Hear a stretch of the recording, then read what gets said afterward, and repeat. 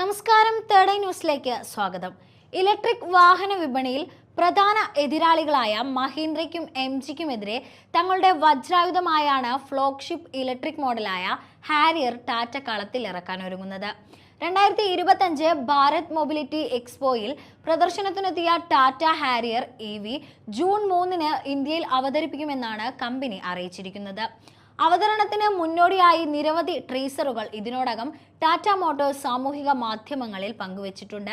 ഇപ്പോഴിതാ കാണുന്നവരെയെല്ലാം കോരിത്തരിപ്പിക്കുന്ന ഒരു കിടിലൻ ഐറ്റവുമായാണ് ടാറ്റ എത്തിയിരിക്കുന്നത്. ഹാരിയർ EVയുടെ ഓഫ് റോഡ് ശേഷി തെളിയിക്കുന്നതാണ് പുതിയ വീഡിയോ.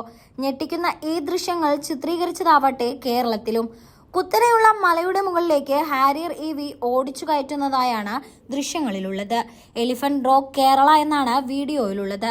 മലമുകളിലേക്ക് കാർ കയറ്റുന്നത് അപകടമാണെന്നും അസാധ്യമാണെന്നും പറയുന്ന പ്രദേശവാസികളെയാണ് ആദ്യം വീഡിയോയിൽ കാണിക്കുന്നത്.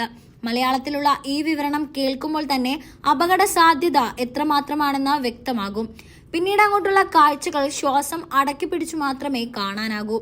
34 ഡിഗ്രി ചെരിവും ഇരുഭാഗവും കൊക്കയുമുള്ള മലയുടെ മുകളിലേക്ക് അതിസാഹസികമായാണ് ഹാരിയർ കയറിപ്പോകുന്നത്. അതും സമുദ്രനിരപ്പിൽ നിന്ന് എത്രയോ മുകളിൽ ഉയരത്തിലുള്ള ഒരു മലയിലേക്ക്. ഏതൊരു വാഹന പ്രേമിക്കും രോമാഞ്ചം സമ്മാനിക്കുന്ന ദൃശ്യങ്ങൾ. ഹാരിയർ EV എന്താണെന്ന് മനസ്സിലാക്കാൻ ഈ ഒരു വീഡിയോ തന്നെ ധാരാളമാണ്.